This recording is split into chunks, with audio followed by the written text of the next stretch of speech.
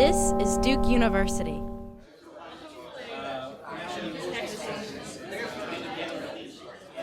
Yeah, I'm really excited to give this talk, and I hope it's productive for you guys. I decided this week to take a break. I'm in my exam year, and so I took a break from reading for the whole week, and I just made art. And hopefully it all turns out good. So, in the dark age of digital games, located between the labs and arcades of the 60s and 70s and the network communities of the mid to late 90s, single system software was designed for private play. Game designers mistook the one-player game for the medium, and players forgot that video games were also toys. Phantom author functions were spoon-fed to consumers in the form of industry-produced players' guides, official hotlines, and advertising magazines, which simultaneously taught consumers the right way to play, while strategically masking the fact that video games are agnostic to how they are played. After the home console era, players began to produce experiences independent from the logic of the market, and as a result, games have changed, though the fantasy for an autonomous, ahistorical, and authored experience continues to drive the central desires of the games industry. Although Nintendo continues to distribute decades-old ROM dumps to their various virtual consoles, the Super Mario Bros. Running on the Wii U is not the same game that was played almost 30 years ago.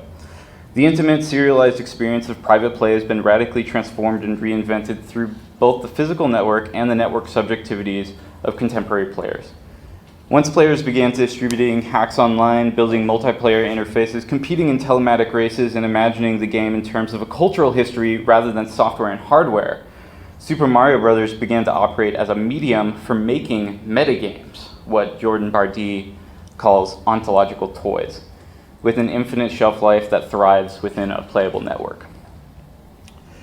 So based on the game design and philosophy practiced by speedrunners, sequence breakers, bug hunters, ROM hackers, modders, artists, and everyday players, I'd like to share 4 new artworks within the framework of a network ecology. Though I might be a little light on the network, we'll see. I'll try and add it in. So video games as we know them emerged as a cultural form in the time between 2 network cultures. The oral cultures organized around public arcades and PDP mainframes, and the text-based internet relay chats, bulletin boards, and forums of the early internet. During the dark age, so I'm thinking like late 80s, maybe like 90 and 91, the greatest trick the video game ever pulled was convincing the world that video games were games in the first place.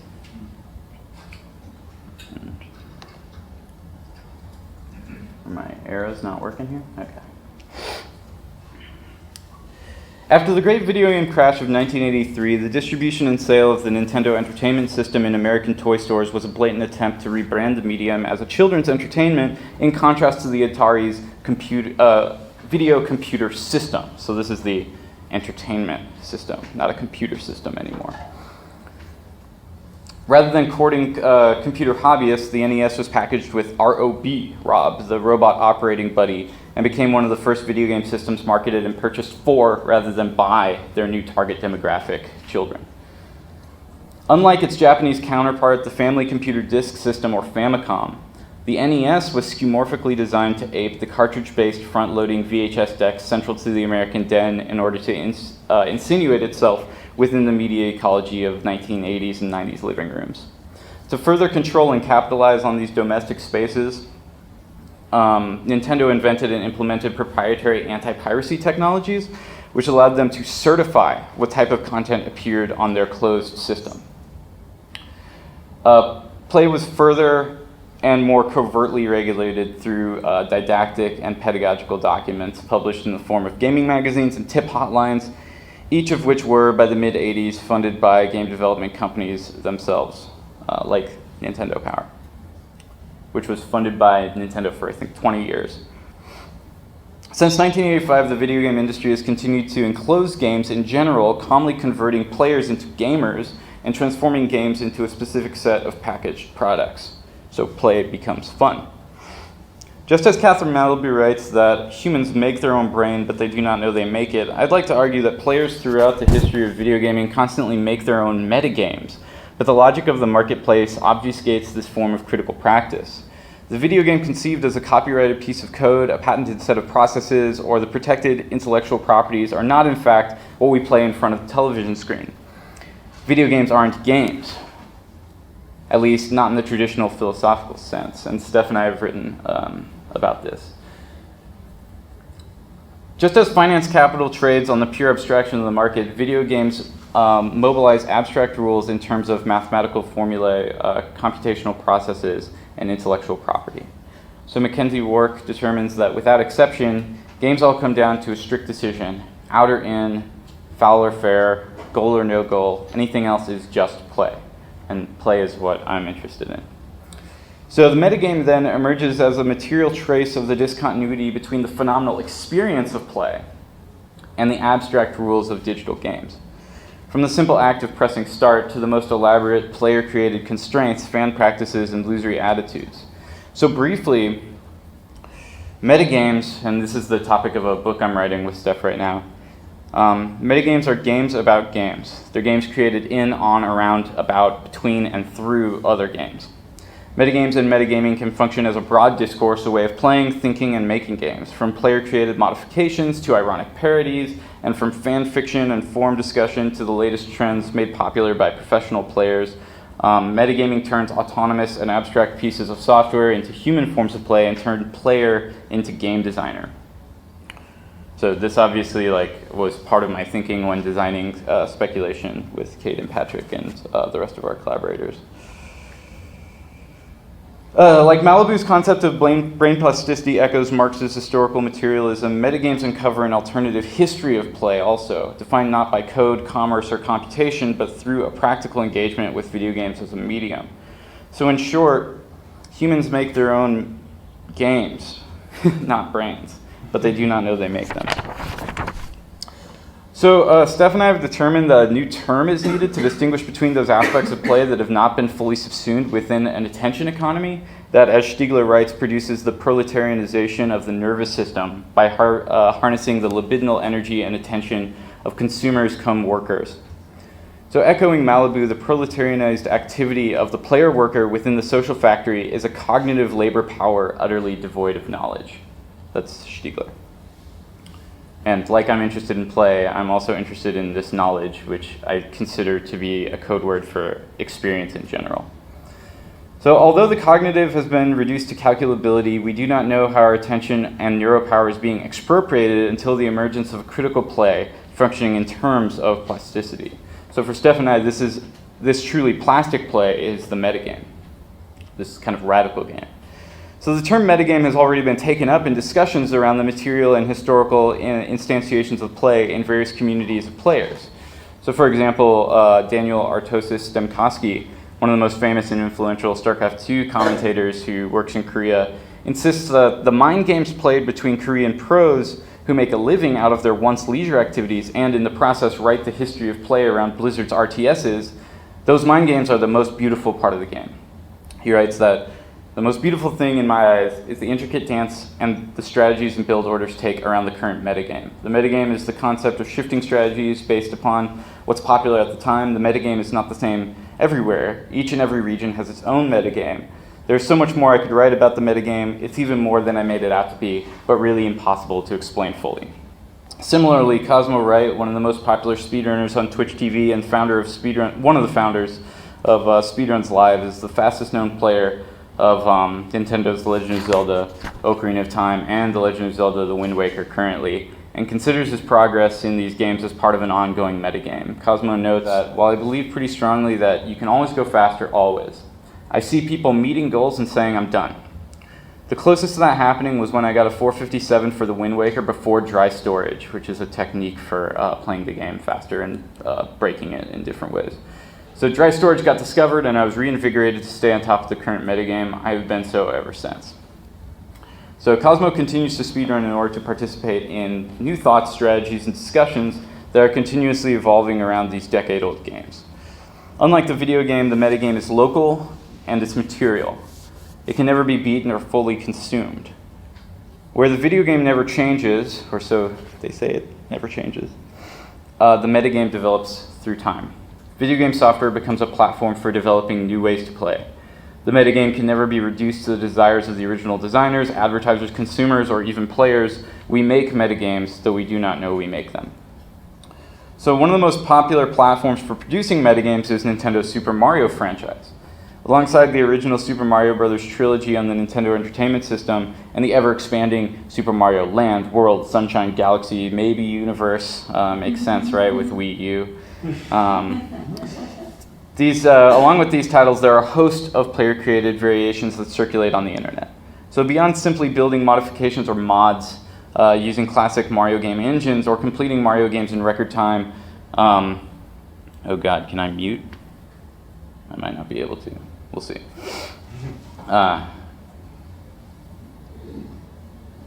Alongside mods using classic engines and completing Mario games in record times as with speedrunning, these experimental gaming practices stretch Mario to his limits.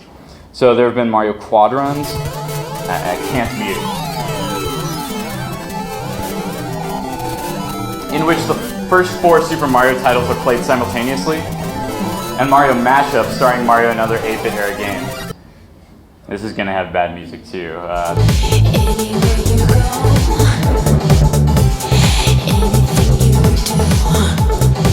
I usually mute it.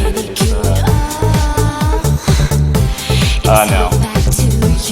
There are Mario speedrunning exploiting glitches to complete the game in seconds, while Infinite Mario will receive years of Java application by Marcus Passion, the guy who made Minecraft, featuring randomly generated levels stretching out as far as the comes to play.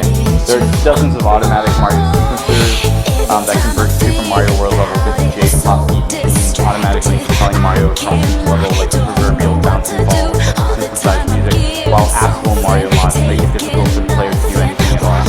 Finally, there's Quantum Mario.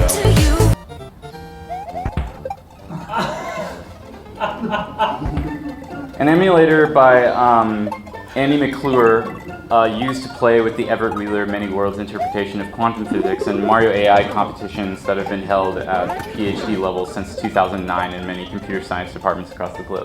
So this is Andy playing Kaizo Mario, which in the US is known as Asshole Mario. And you can see she uses many repetitions.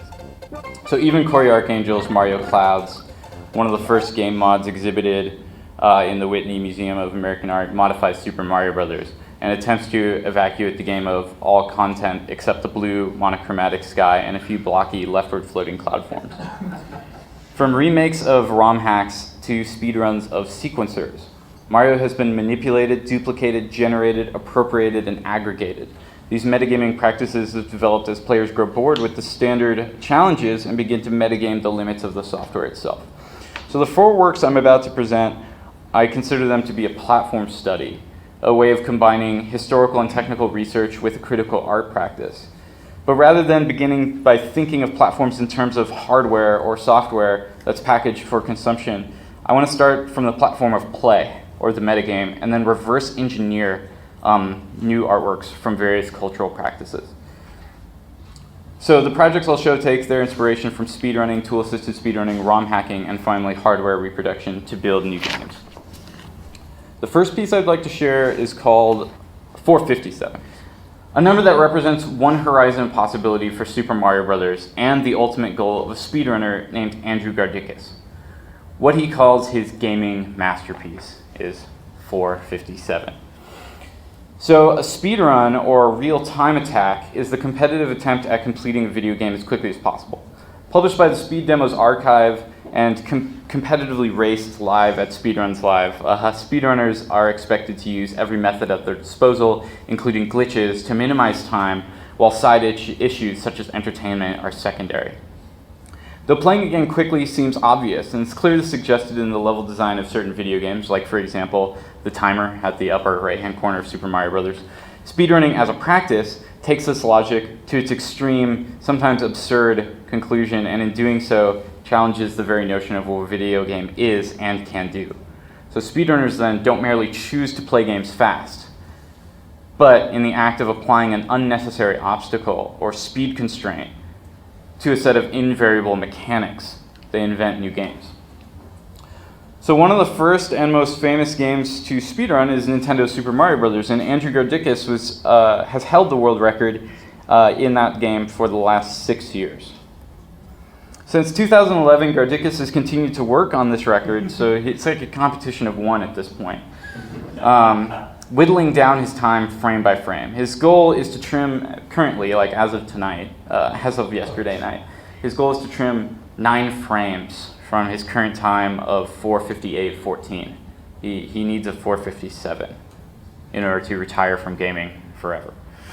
So this is a practically like Duchampian gesture. Gardicus has turned Mario, which is a game of like skill and dexterity, into a game of pure luck by partitioning his play into more and more granular units until they exist beyond the scale of human perception at all.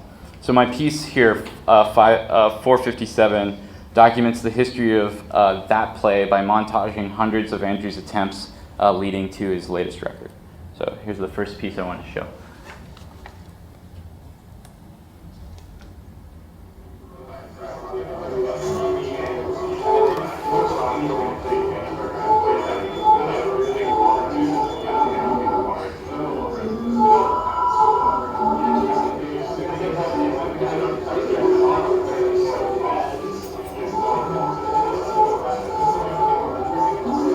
So Andrew streams his attempts live, and he's talking to himself as he plays. That's what we're hearing right now.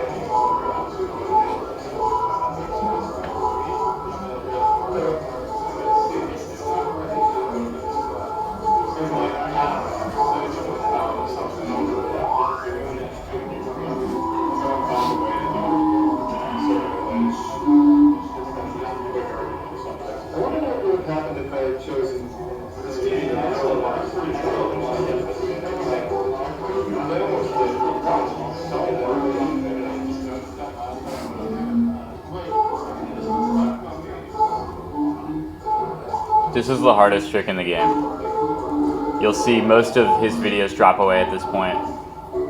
Out of 1,000 attempts, he'll probably get here maybe 10 times. So that's why there are so few. And one of them's really hanging on by a thread. It's this Mario following the one is not really viable. He's just goofing around. I see that like a ghost. Mm-hmm. Okay.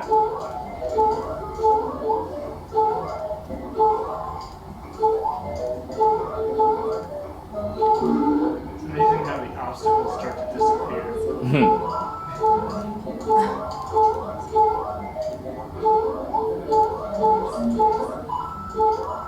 So now that cheese stands alone, there's one Mario remaining out of all those attempts. How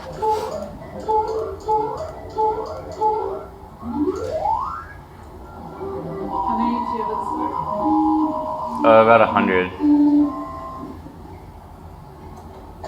But I don't accept into the montage any that stop before War 1, 2. So there's a lot that he resets in the first level.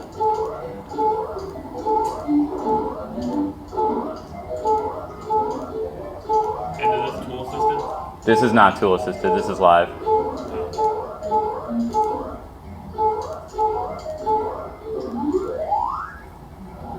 He's frames away from Happy Lee's tool assisted speedrun, which I think is about a second. It's like a 456, but a lot of it is tricks that are not even, literally not possible. Sequences of frame perfect tricks at such a quick succession that you'd have to build a machine to do it for you. You have to build a custom controller basically. Yeah.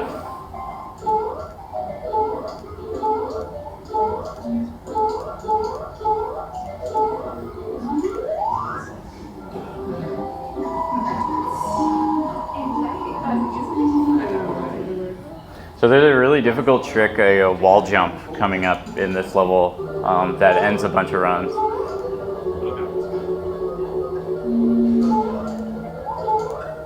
It's not an intended mechanic in this game coming up before this next pipe that he goes down. So right here. Oh, wow. That's a frame perfect jump.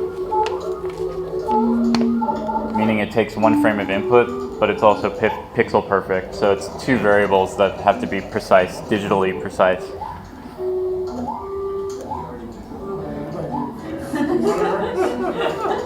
I've seen him die on that fire.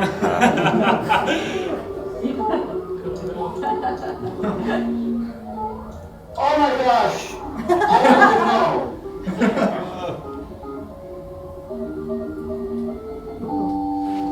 Oh my gosh!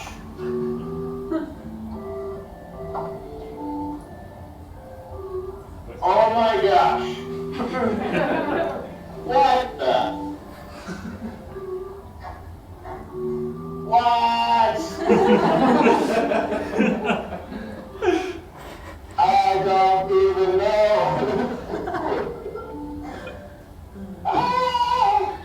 It's gonna be like 458.03 or something. I'm gonna die. I'm going to die. When does the clock stop? He doesn't stop it. It stops when you hit the axe. Okay. So Andrew stayed on the screen for at least 30 minutes, maybe 45 minutes in this like state of existential crisis because he had just made history, but he didn't know it. He didn't know it because Mario ceased to function in terms of strategy, skill, agency, or intentionality. The granularity of this form of statistical play operates outside of human perception, and the history produced here is more akin to a geological history or the history of a processor cycle than that of a lived human narrative. So only after 30 minutes of decoding video and then counting the frames was this world record discovered in retrospect, like hours later. So Andrew's doubt at the end of this video precisely articulate the play between material and digital bodies that the industry obscures. And in creating this montage, I'd like to try and think the deep history of Super Mario Bros. As over the past 30 years, thousands of thumbs have piloted millions of Marios over Goombas and green pipes. So you can kind of imagine like a total montage where this space has a cultural past and is not a blank slate every time you play. So the next piece I'd like to show is called How to Lose. To think beyond the network of play represented in 457, I'd like to look at tool-assisted speedruns now. And unlike speedruns or real-time attacks, tool-assisted speedruns allow for slow-motion keylogging, instant replaying, resequencing, and even artificially intelligent agents to produce superhuman play. The first tool-assisted speedruns appeared in the late 90s after advancements in open-source software enabled Doom players to program speed demos or build runs, which could be autonomously executed by computers, and they traded these files. So no player was necessary. As the community at tasvideos.org puts it, we strive to push games to their limits. The emulators we use allow for undoing mistakes, slow motion gameplay, and even, in some cases, utilizing robots to do our bidding. Using these tools, we overcome human limitations and complete games with extremely high precision, entertaining our viewers as our players tear through games at seemingly impossible speeds. The end result of this process is simply a series of key presses, which may be performed on the original hardware.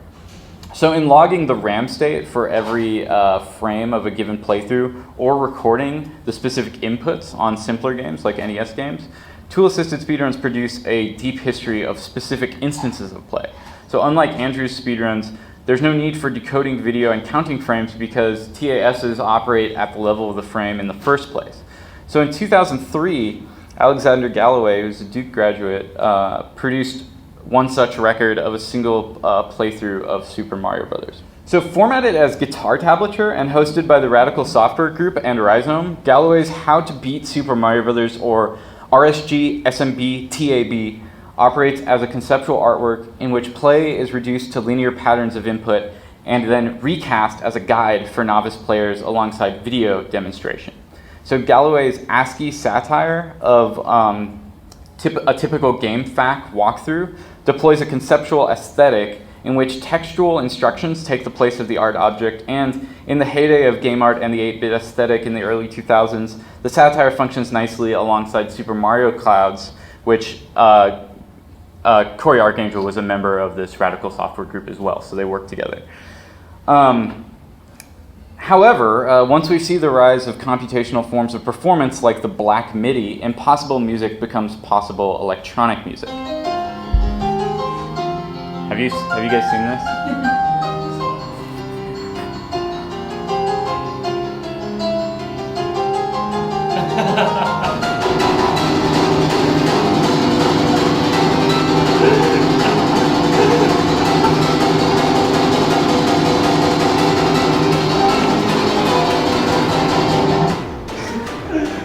So getting back to Galloway, here's an example of a video recording he produced.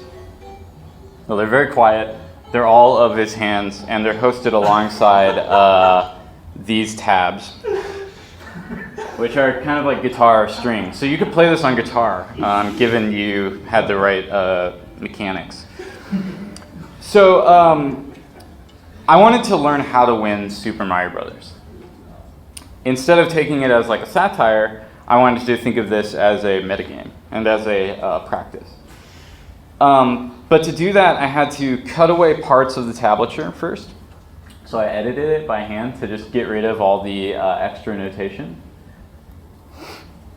And I wrote a small Java app to convert Galloway's input into a tool-assisted speedrun script. So this is what tool-assisted speedruns look like. Because Galloway recorded his input at around 100 frames per second, I don't know why they did that. It made my life hell. But there was some necessary translation to get the gameplay to fit back inside the allotted 60 frames per second of the NES.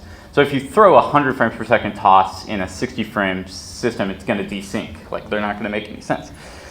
So here's the kind of, just to give you guys an example, because from here on out, it's going to be a little bit more of a talk about like how these things are done. And here's an example of the kind of editing interface I use to adjust frames.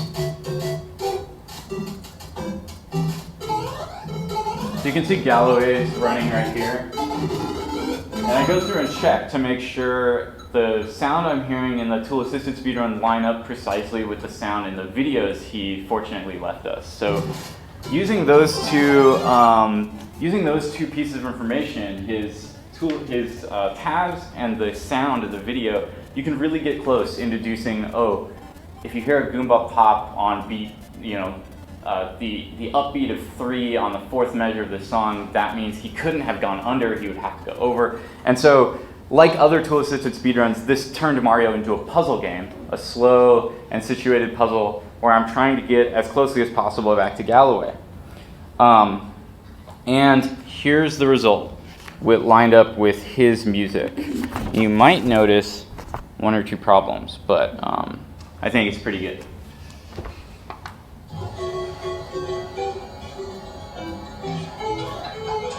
Keep in mind, it's his music playing from his video, not produced by my game. You play out your Yeah, I will. I made a big mistake. A logical error.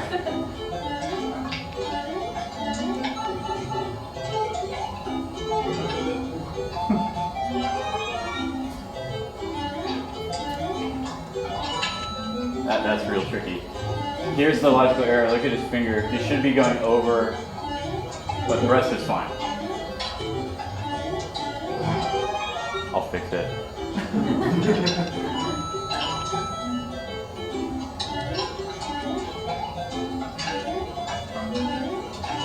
It's weird too. I mean, he's learning the game, obviously, right? He's not a pro at this. So he does counterintuitive things. It's the weirdest tool-assisted speedrun I've ever watched. Okay, so this is a kind of like deep forensic, and I hope you get the feeling of there's some kind of uncanniness going on here between this video, which was never actually oriented to this, but yet bears some resemblance. So with this new visual information, I've been trying to learn how to play it, and this is the best take I took last night out of like 2 hours of attempts. So I'm over there and Galloway's over here. I do it at 50% because I'm just practicing, but eventually I'll do it on console. So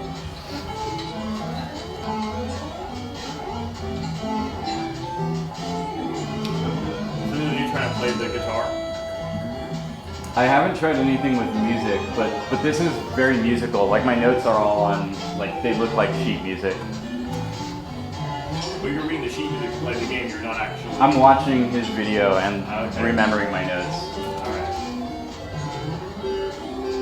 So I'm learning it with him. I'm trying to match as closely as I can what goes on in this.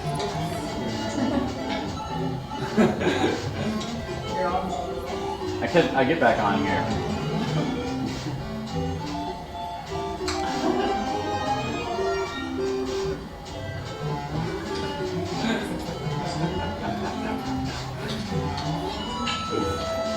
Nail it.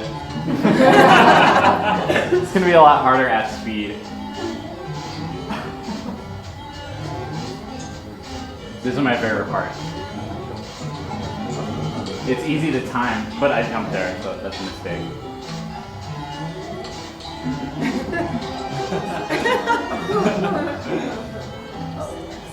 I even do his little turnaround here.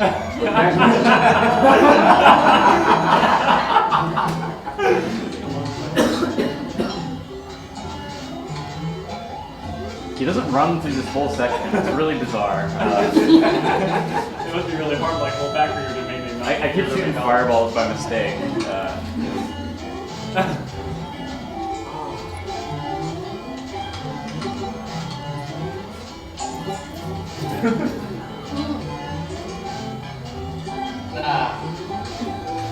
That's me, not him.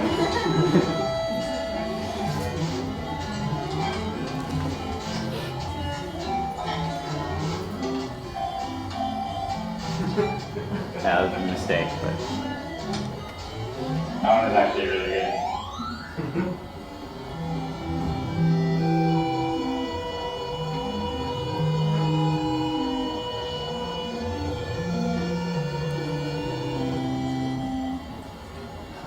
All my friends watching me were like, "Did you cut your nails to be the same length as his?" I'm not in costume, but it's pretty similar. Okay, so this is how to lose at Super Mario Brothers, and I'm gonna keep working on this for like the next 3 months, I think, until I can get it at speed on a console. So this piece doesn't operate in terms of mastery or of markets. This is a type of networked metagame that functions precisely because it will never be beaten and cannot be wholly consumed. I'm never gonna get there, right? That's why it's a loss. So even if we have an exact record of input or thousands or millions of linear inputs, they're no more legible than the black MIDI, right? They're obscure. So the speed and scale of Galloway's historical record obscures understanding in the same way that Mario's chance mechanics produce Andrew's doubt at the end of 457. So like before, play is located in the gap between the conscious narrative experience of the game and the mechanisms constitutive of that experience in kind of like cybernetic relation with those machines. So in order to learn how to win, I lose Mario and produce a necessarily lossy visualization to drive this exercise in failure. So the third piece I'd like to show you is called Coin Heaven. This is like the newest one. I just built it yesterday. So in order to put together these frame-perfect microhistories, tool-assisted speedrunners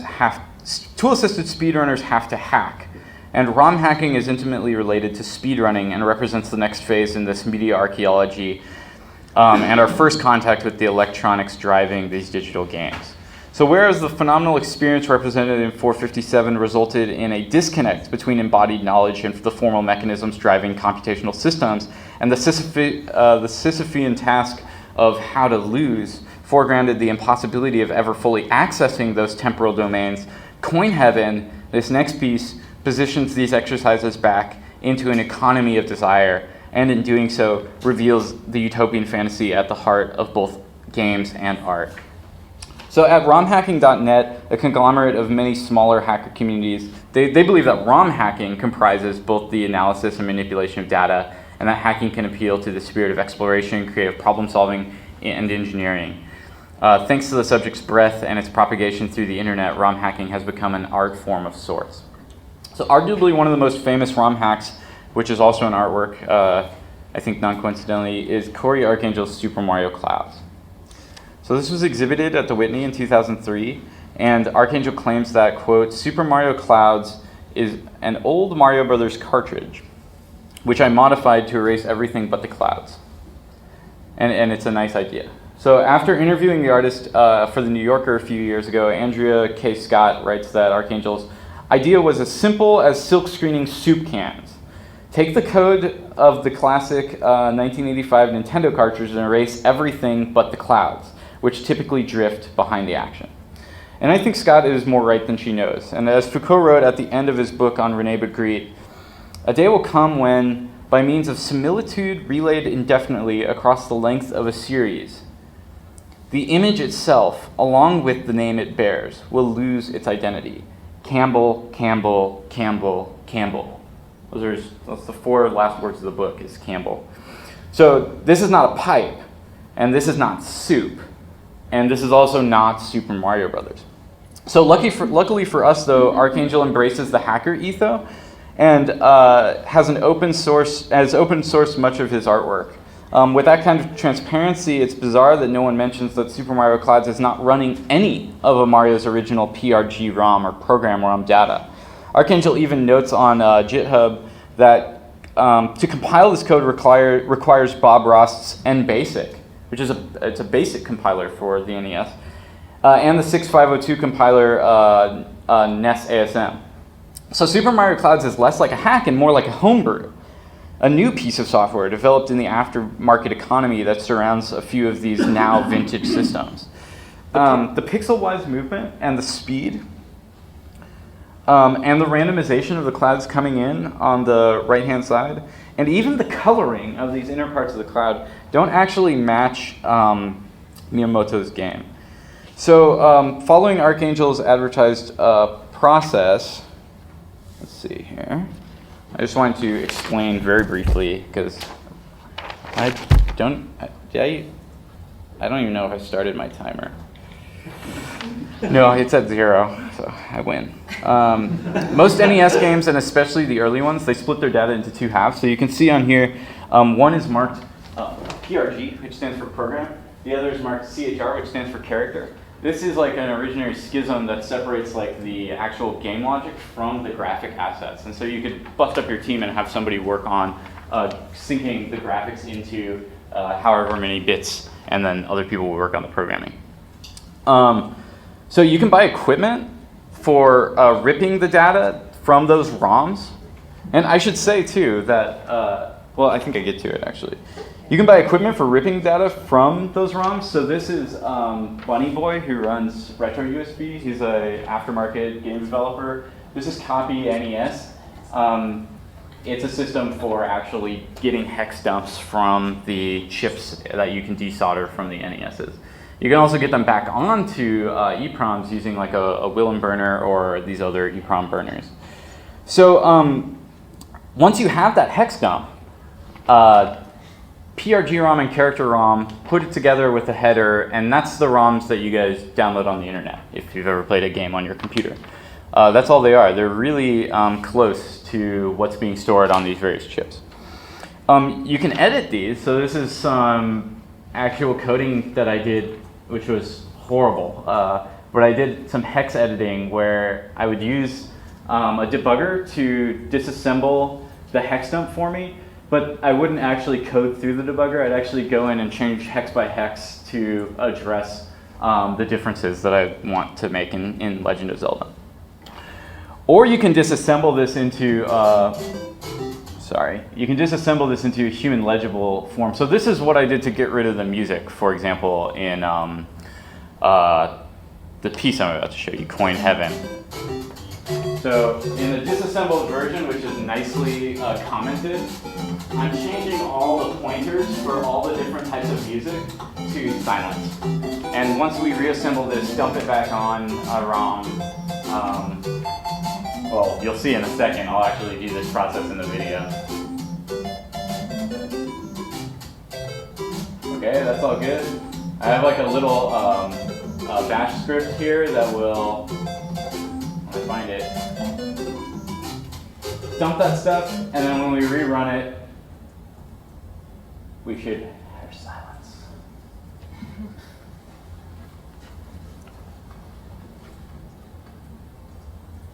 So what I'm suggesting is this is the kind of work that Archangel didn't do, though he was doing something similar. I mean, yeah, I didn't erase sound effects, so those are still in there.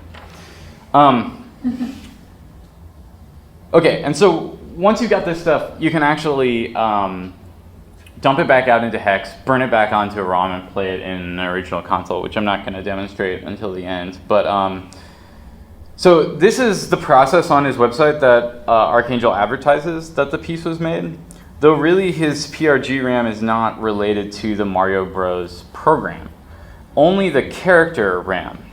So however, if you follow his steps, kind of like taking Galloway's steps very seriously, this is one of the results you can come up with. So this is Coin Heaven. Here an invisible Mario who's painted blank, walks on invisible ground, looping endlessly in a cloudscape where a cinematic sequence once took place between World 1-1 and World 1-2. Precisely where you exit the castle and go into the pipe, that's this scene.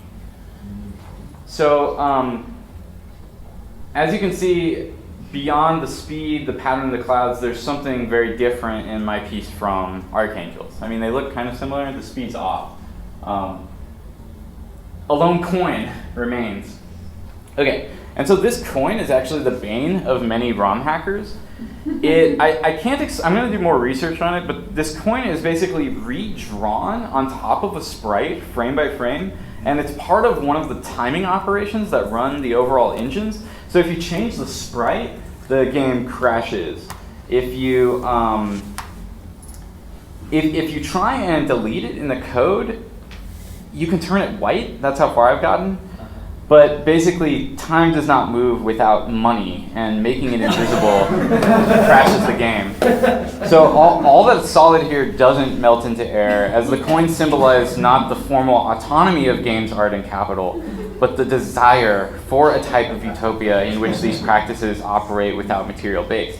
This is a Janus-faced coin. It only appears to offer the player Coin Heaven, which is the name of like 3 specific zones in this game. That have no enemies and are filled with money. But this is just a desire for a coin heaven that you'll like never get to. Okay, so the final piece, and I'm gonna burn these coin heavens onto ROM chips. I left them at home drying, actually. And I like the way in which the EEPROM, the glass here is see-through, and I wish I had them with me. You can see the actual microchip with its filaments connected to these legs. And this is a nice coin, a reminder of material traces maybe connecting to different continents or certainly different industries. Okay, so one final piece and then I'm done. This is the final one, and I think the one that relates most to our theme today. This is Brothers, and I didn't write anything about it because I ran out of time. And basically what we've got here is a culmination of these 3 forms of gaming that I've talked about today. Oh, this one's quite far. I'm going to reset this one just to make a point. So these are NESs, and in the NESs are cartridges I built, and these cartridges are different from Mario Brothers because I've removed the sound, except for Mario's death sound. I've removed the loading screen, so it just goes back instantly. I've removed lives going up and down, so it'll go infinitely. And importantly, I've made it so that, actually, I can't really pass it around. I'm just going to stick it back in. But after the talk, I'll take the tape off and you guys just see the actual chips.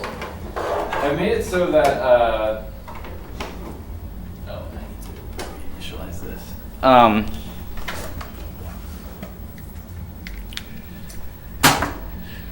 So that it's the same game. Like you could play it if you wanted to. And Steph and I enjoy playing this one because it's very low penalty as you go through the game. But basically, the audio outs from these are coming into a third console that I've made. And in this console are two controllers being controlled by relays. And so the audio out of one game is pumped into the controller input of the other game. One Mario constantly runs, the other constantly walks, and they jump based on the depth of the other in a constant network with one another, propelling each other forward, usually getting blocked finally by the second pit in the game, but they make it over that first pit after a couple hours. And so I guess as a closing comment, I think the reason all this stuff is interesting to me isn't because of the formalism of video games specifically. I think it's because that the operations happening in these games happen in all computational media. It's just that in video games, there's pressure put on the relation between the player and the game's operation, and this pressure comes in multiple ways. There's a desire from a consumer standpoint where you think that the game should do something, that it has a goal in mind when you buy it, that maybe you're supposed to beat it, or maybe you're supposed to have 40 hours out of it, or maybe it should last longer than that. There are those kinds of assumptions. There's also the assumptions when you play it that things that you do with the controller are supposed to correlate precisely to what's happening in the game. I think both of those things are fictions, and one of the things that I like about this particular installation, or that's compelling to me, is that once you remove the player, these systems begin to operate in terms of a time scale that is mirrored. And you can do this also, I've done it with Legend of Zelda running in one and Mario on the other, and I'm going to expand it to include Tetris, Zelda, and Mario, I think. But you find that because of the platform that's both hardware, software, and culture of the offices of Nintendo in the mid-'80s, you find similarities in the speeds, in the scales, in the design interfaces, in that you wouldn't, I don't think, recognize just playing it, because, at least for me, I'm too concerned with goals. But when I network these two machines and allow them to play one another, there emerge patterns and kind of poetic resonances that show something about the structures underlying all the video games we play, and by that, I think in extension, all computational media. So, thank you.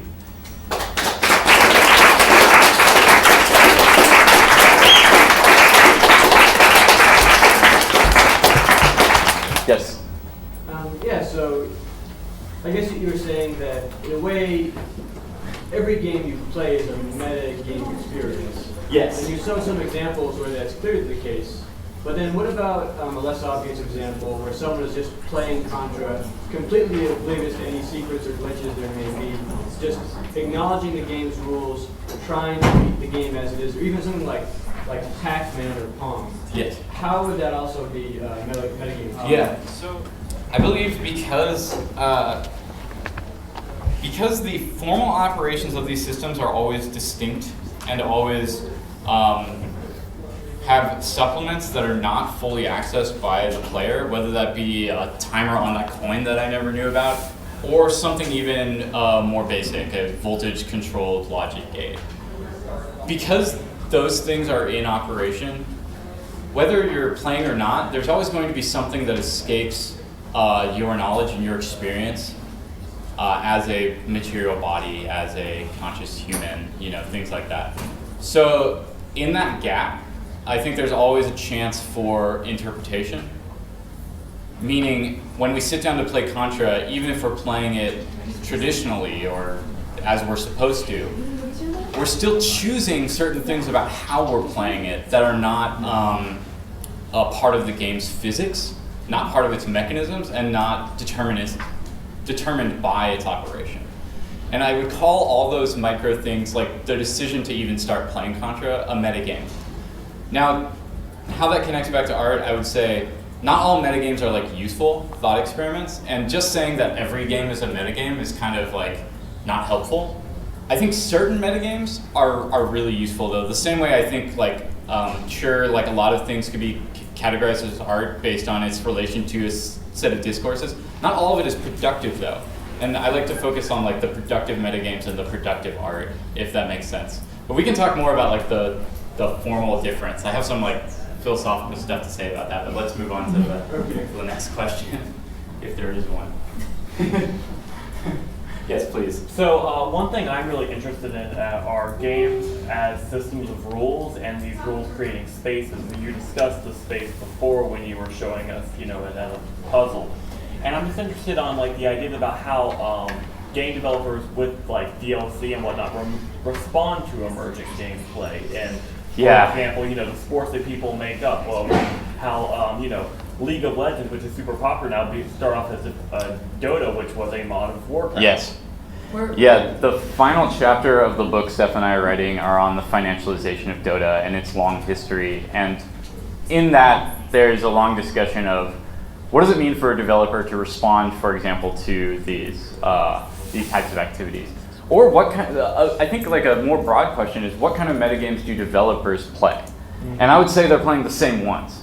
So my example from Mario would be that if you choose an aerial route in level 1-1, you can jump on the first brick, jump on those 3 bricks, jump to the pipe.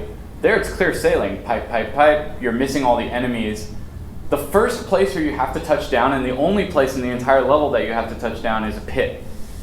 It's my theory that Mario's physics were set before the level was designed, and Mario's physics were set based on how many pixels these different chips were. So the emergence of gameplay in development, I think, is a really interesting way to think about design. So playing a game rather than designing a game, I think is sometimes a more fruitful way of like moving forward in game design practices. And another great example that I'm not going to talk about is Kim Swift's talks on Quantum Conundrum. Kim Swift was one of the lead designers of Portal, and Quantum Conundrum is a physics game. All the puzzles in that game emerged out of play, where they just set the mechanics working and then saw what they could do with it, and then they designed the puzzles after that. And I would call those puzzles metagames. I love the questions.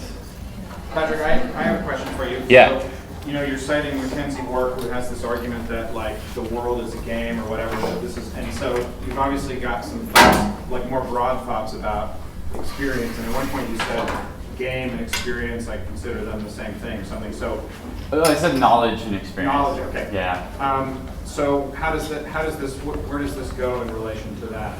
Yeah, this is a big. Awesome. This is my biggest philosophical question: is what is abstraction? Is it real outside of human thought? And how is it deployed if so? And Work thinks that abstraction is being. Like he thinks that the difference between things is what everything is.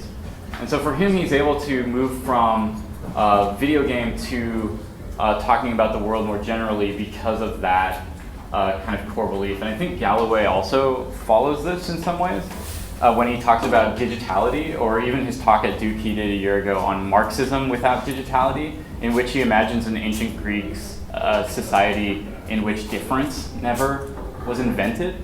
And aside from just diagnosing the fact that I'm interested in that, it works. It's like a pretty package that like allows you to say a lot of stuff, but I'm dubious. I'm just dubious in general because of all the materialities that are having impacts on these games. So for example, how abstract can Final Fantasy 1 be when Jeff Fiesel, who lives in Carborough and is the world record holder of this, has to cool the capacitors in the Nintendo to reset the random number generation? It's a more tangled relation between abstraction and materiality than I think I'm able to offer, but that's my next thought, or my next step in these projects, is to consider how one may be primary over the other. Of course, Work goes with digitality or abstraction being the primary thing, and I wonder in some ways if that's a constructivism of some kind. And so that's kind of how I'm thinking of it. So it's a really, really big question, and it's one that I'll probably work on in my dissertation. Produced by Duke University. Online at duke.edu.